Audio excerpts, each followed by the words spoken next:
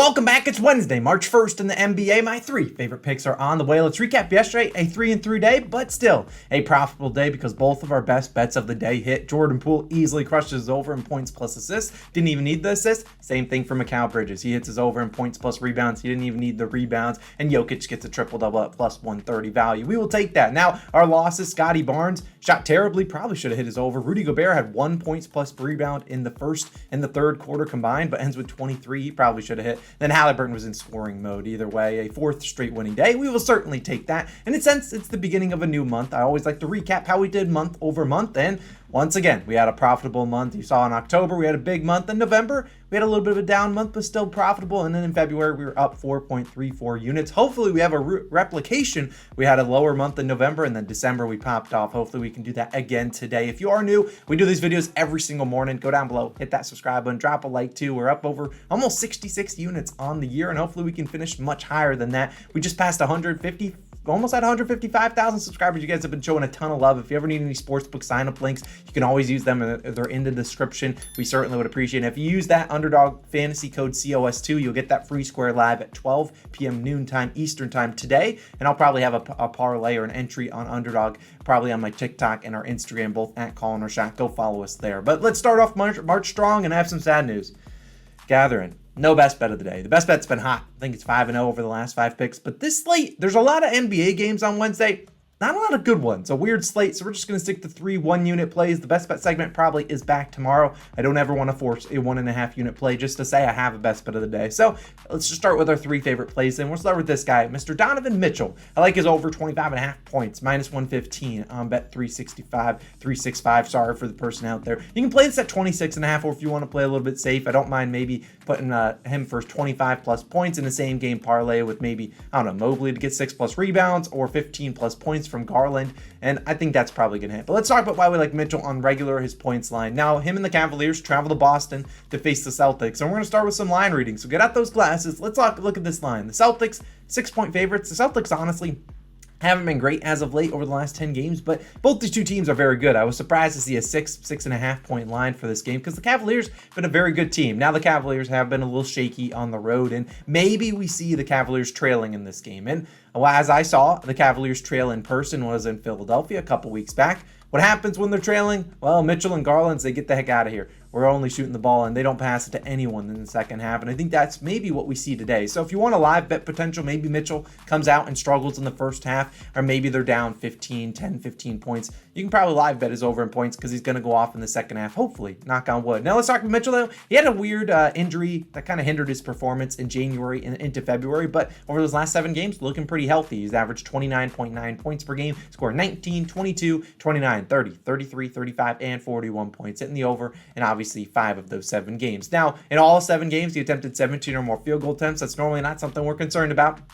He's going to get his shots up, and he's averaged 21.3 field goal attempts in those games. Now, we have a big-time game here. We're on ESPN. This is obviously a big game that factors into this. The playoff standings come, in a couple months, in a month and a half or whatever. But we've seen him have success against the Boston Celtics, who are tough for defense. But sometimes the tough defenses mean the Stars have to do even better. And we've seen this season score 25 and 41 points. The 41, I believe, was without Garland. But still, he's played well. He shot 25 and 27 shots in those 2 games. Now, they both went to overtime, so obviously some more field goal attempts there, but still, his last 4 against Boston, we've seen 34, 37, 41, and 25 points. So missing 1 on the hook, but he's shooting a ton against them. And if he's going to shoot a lot today, I'm going to be happy if we're on his over. And we've seen what players that shoot a lot against Boston are going to score points. I mean, it's obvious. The Stars that shoot a lot going to score, but 18 of the last 25 guys with 20 or more field goal attempts versus the Celtics have hit this over.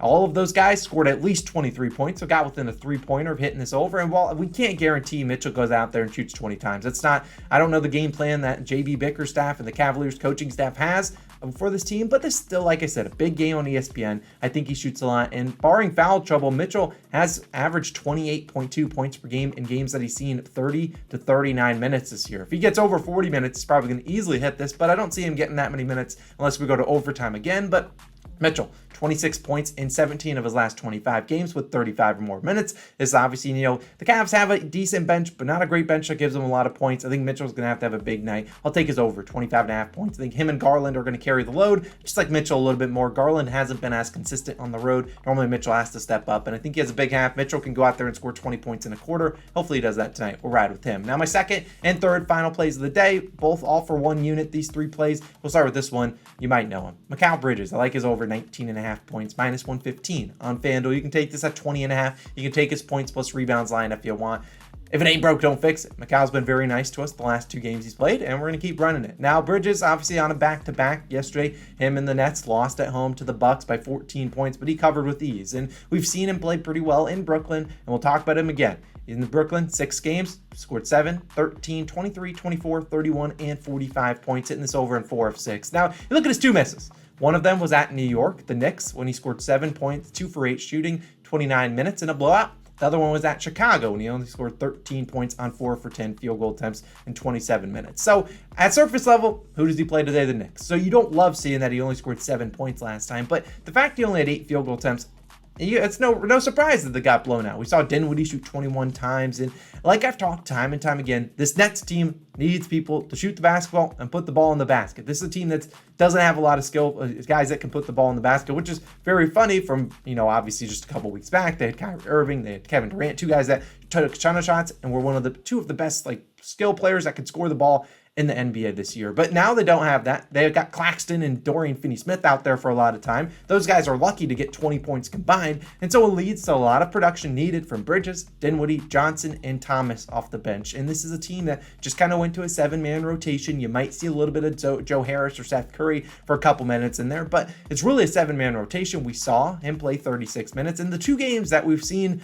Bridges go under, both were blowouts. Both were games he didn't see 30 minutes, and he only saw 10 and 8 field goal attempts. I think he has to shoot more than that today, and we've seen him get over 15 field goal attempts before even the third quarter ends in the past couple games. I think they continue to run plays for him, and I know the Knicks are a great defense, but Mikal scored 20 plus points in 20 of his last 25 games when he shoots 15 or more times. If they don't get Mikal 15 plus times, the Nets likely don't win this game, don't even get close. They probably get blown out and lose by 15 to 20 points. He's their best skill player. He's the guy that can score the most for them, most likely, and he's already had pretty good games against pretty good defenses like the Bucks and the Heat while they are on the road in New York playing against his former college teammates and Josh Hart and Jalen Brunson. I think he steps up today. I know he had a bad game versus them a couple weeks back. That was his second game with the Brooklyn Nets.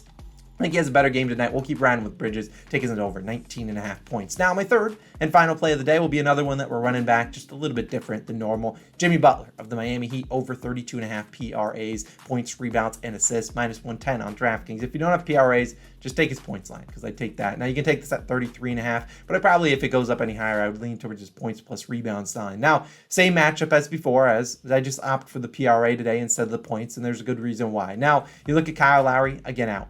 Max Strus, it'd be nice if he's out. He is questionable right now. And Kevin Love is probable. Now, over the last game versus Philadelphia, when we took Butler's over in points, he got it done. He had 23 points, but 11 rebounds and 9 assists for 43 PRAs. He really chipped in a lot on the rebounding and just assisting his teammates. He had 16 rebound chances and 16 assist chances. So he piled up the stat sheet, almost had a triple-double. And that's why I'm taking points, rebounds, and assists today, because I think there's a recipe for him to do that again, because it's a terrible matchup for Adebayo to get rebounds. He's their primary rebounder, as he's going to have to go out there and guard Embiid. And if he gets into foul trouble, well, Butler's going to have to shoot and play even more for this team. Tyler Hero, the other guy that really scores for this team, also really not played well against the Sixers defense in the past. So we see the ball end up in Butler's hands. That's what it was all the fourth quarter that he played last game. It was always in Butler's hands. And while they were doubling him, making other guys knock down shots, hopefully today they kind of let him do his thing. And maybe they limit his assist chances and say, Butler, go put the ball in the basket. Now, if you look at Butler's rebounding chances since he started or over the last couple games, you'd see they're kind of down prior to that game against the Sixers. That was largely because Kevin Love was in the lineup. Now, Love is going to play here,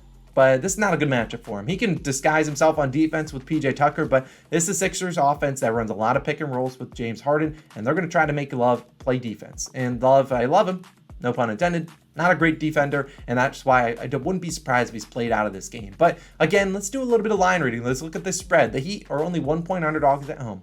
The public, heavy on the Sixers, 92%, and as of this moment, on Sixers minus 1.5, 90% on Sixers money line. No chance, right? The Sixers lose twice to the Heat. The Heat have stunk this year. I mean, they're stunk. They're 500, but right, they can't lose again.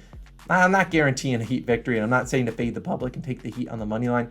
I just think this is at least a close game, and that means we see Jimmy Butler play a lot of minutes at the end of this game, and we should have a good chance of hitting this PRA line. Now, look, Butler has played much better at home than he has on the road. This is their first home game since the All-Star break. He's averaged 23.2 points per game at home, 6.5 rebounds, and 5 assists per game, good for 34.7 PRAs. He's going to get his 32-ish minutes. He's already talked about they don't want to lose many more games. They're obviously a team fighting for playoff positioning. They don't want to be in the play-in games if they can avoid it. So I think this is hopefully maybe is a more of a fast-paced game. Last game, they barely scratched 200 points combined. Maybe today I don't even know if they did. They might have done 199. But maybe today the over-under still 215.5. It hasn't really changed from that first game. So maybe we see a little bit of a higher scoring game. Sometimes we see that where the first game teams combine. They play very good defense. They clamp each other up. Second game, the offenses adjust. We see a lot more points scored. Maybe we get that side of the outcome today. Either way, we're riding with Jimmy Butler over 32.5 PRAs. So our 3 favorite plays of the day: Donovan Mitchell over 25.5 points, Mikal Bridges over 19.5 points, and Jimmy Butler over 32.5 PRAs. Those are my 3 favorite plays of the day. No best bet of the day, all for one unit. Let's have another great day. Let's have our 5th straight winning day. Let's have a great March. My birthday is coming up later on this month at the end of the month. It's going to be a great month. Let's dive in. Thank you guys all for the love and support. Any sportsbook sign-up links all down below in the description. Underdog Fantasy parlay entry will be on our TikTok and Instagram at Calling Our Shot. Go follow us on Twitter at Calling Our Shot, which we just passed 200,000 followers over there. You guys are awesome. Let's have a great day. See you guys back again on Thursday. Peace out.